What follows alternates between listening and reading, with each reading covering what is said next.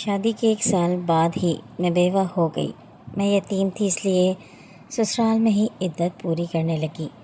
ساس مجھ پر خوب ظلم کرتی۔ جوان تھی، اس لیے میرا دیور پیچھے پڑ گیا۔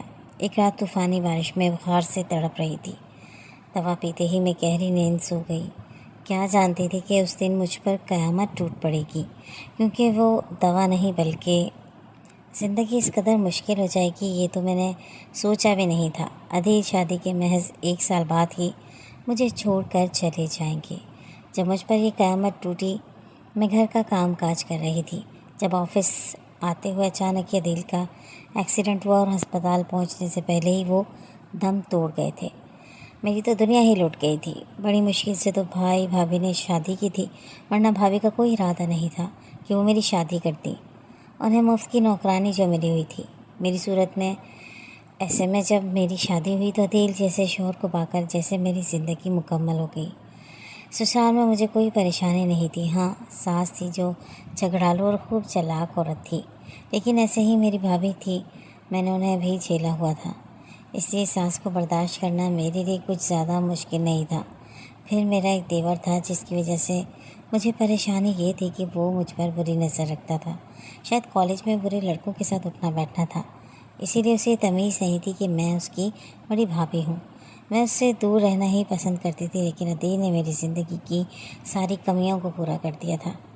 اب مجھے کسی چیز کا غم نہیں تھا۔ ابھی شادی کو 1 ہی سال ہوا تھا تو وہ میری ساس کہنے لگی، لڑکیاں 1 مہینے بعد ہی خوشخبری سنا دیتی ہیں اور تمہیں 1 سال ہونے والا ہے، ابھی تک کوئی خوشخبری کیوں نہیں آئی؟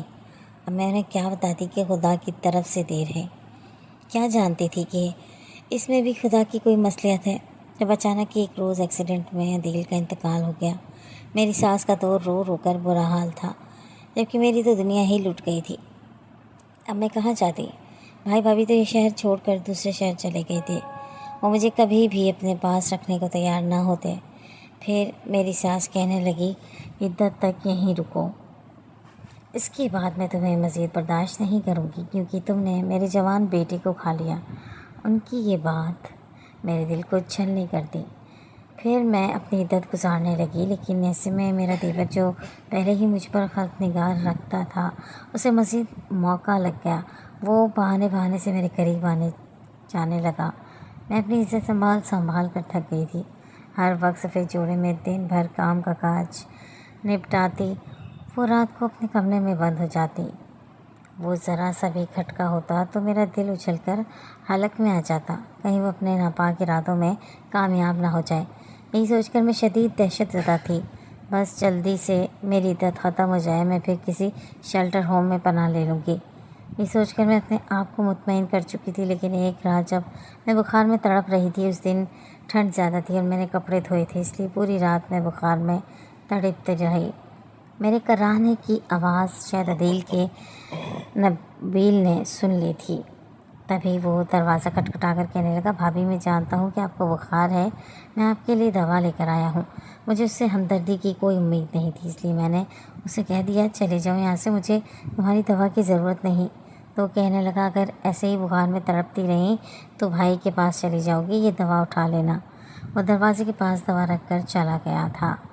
پھر میں نے وہ دوا اٹھائی، تھوڑی سی پی اور پی کر سو گئی، لیکن اچانک ہی عجیب سے احساس پر میری آدھی رات کو آنکھ کھلی تھی، جب میں نے نبیل کو بالکل اپنے بستر کے قریب کھڑا ہوا دیکھا۔ وہ نہ جانے کیا کر رہا تھا، میرے منہ سے بے اختیار چیخ نکلی تھی۔ میں بری طرح چیخنے لگی، میں سمجھ گئی کہ وہ اپنے گندے ارادے پورے کرنے آیا ہے۔ وہ گھبرا کر کہنے لگا، بھابھی میں آپ کو دیکھنے آیا تھا، کیونکہ اماں نے تو آپ کا خیال رکھنا چھوڑ دیا ہے۔ میں آپ کے اوپر کمبل ڈال رہا تھا، لیکن میری چیخوں کی آواز سن کر ساس اندر آ گئی تھی۔ وہ کہنے لگی، یہ تم کیا گند مچا رہے ہو؟ میں سوچ بھی نہیں سکتی تھی کہ ابھی میرے بیٹے کا کفن بھی میلا نہیں ہوا اور تم لوگوں نے رنگ رلیاں منانے شروع کر دی ہیں۔ میں روتے ہوئے کہنے لگی، اماں یہی میرے کمرے میں آیا تھا رات کو۔ تو میری ساس مجھے کہنے لگی، تو بھی کم نہیں ہے، ضرور تم نے ہی میرے بیٹے کو بد دعا دی ہوگی تاکہ میرے چھوٹے بیٹے سے شادی کر سکو۔ میں وہ آنسو بہا رہی تھی، لیکن اگلے ہی دن میں حیران رہ گئی جب اس نے کہا کہ تم نبیل سے نکاح کر لو۔ میں روتے ہوئے کہنے لگی، اماں میں ایسا نہیں کر سکتی، بس میری عدت پوری ہونے دو، میں یہ گھر چھوڑ کر چلی جاؤں گی۔ کبھی بھی آپ کو اپنی شکل نہیں دکھاؤں گی۔